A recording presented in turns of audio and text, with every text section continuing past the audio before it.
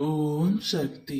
என் அன்பு தங்கமே, உன் துணையை பற்றி மிக முக்கியமான ரகசியத்தை தான் நான் உனக்கு கூறப்போகின்றேன். இதை கூறவே நான் பல காலமாக காத்து கொண்டே இருக்கின்றேன். சரியான தக்க தருணத்தில் உன்னிடம் சொல்ல வேண்டும் என்று நினைத்துதான் நான் இப்போது உன்னிடம் சொல்ல போகின்றேன். இந்த பதிவு உன் கண்ணில் பட்டால் முழுமையாக கேட்டுவிடு தங்கமே. நீ உன் வாழ்க்கையில் அடுத்து என்ன நடக்கப் போகின்றது? ஏதாவது ஒரு பிரச்சனை எங்களுக்குள்ளேயே வந்து கொண்டே இருக்கின்றது. இந்த உறவு எப்பொழுதும் நீடித்திருக்குமா, அல்லது ஏதாவது ஒரு பிரச்சனை வந்து பிரிந்து விடுவோமா என்ற பயத்தில் நீ இருக்கின்றாய். சரியாய் தங்கமே, உன் துணை உன்னை சரியாக புரிந்து கொள்ளவில்லை என்று நீ வருத்தத்தில் இருக்கின்றாய்.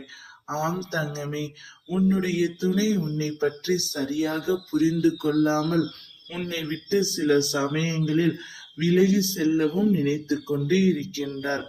ஆனால் நிச்சயம் அவ்வாறு நடக்காது. உங்களுக்குள் எவ்வளவு சண்டைகள், மனக்கசப்புகள், வேறுபாடுகள் இருந்தாலும் பிரிவு என்ற ஒன்று உன்னுடைய வாழ்க்கையில் வராது. நான் உன்னிடம் ஒன்றை மட்டும் சொல்கின்றேன் கேள். எல்லாவற்றிற்கும் ஒரு காலம் வர வேண்டும். அம்மா, நான் உனக்கு துணையாக இருப்பேன். காய் உடனடியாக பழமாகாதல்லவா, அதற்கென்று சில காலம் தேவைப்படும். நெல் உடனே அரிசியாகாதல்லவா, அதற்கென்று சில காலம் தேவைப்படும்.